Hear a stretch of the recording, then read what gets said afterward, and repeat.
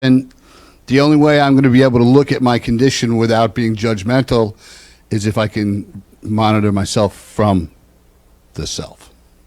If I do it from my mind, I'm always going to have an opinion of it or something like that. So that place that I need to try to find to be watching everything is the self, right, that we've been talking about. Well, see, let me just clean up your languaging a little bit, because it's tricky.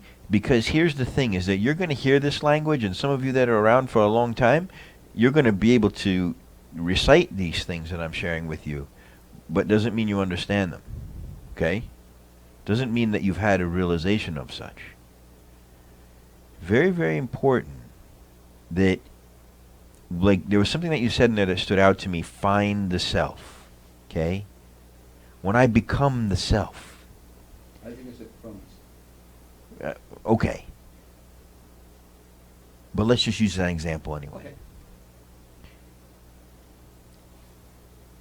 The self is what you are, and what you have always been, and you have never not been the self. You have always been the one aware of all things outside you and all things inside you. You are the one that is aware. You are the self that is aware. And you have always been that. So, you are not becoming the self. You cannot become that which you already are. You can't find the self,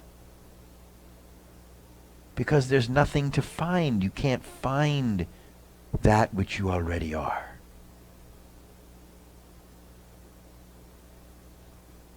You just realize that you are and always have been the one that is aware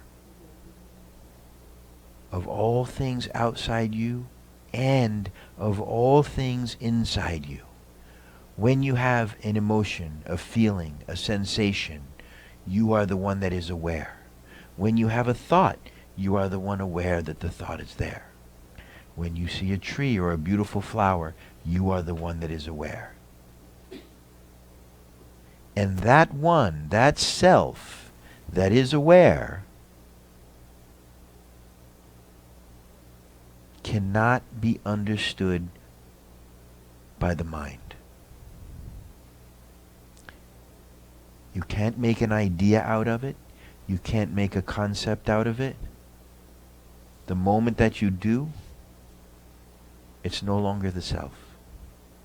The self is aware of the mind and what the mind is doing. But the mind cannot conceive the self.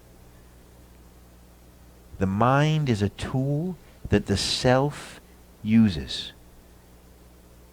And the big problem that we are having is that most people, the self is identified as the thoughts and concepts in the mind, and blindly, ignorantly believing itself to be these thoughts, concepts, and ideas in the mind. So then the mind is in control, and then the mind is driving the bus, and somehow when the mind is driving the bus, it always looks for the nearest cliff to drive off.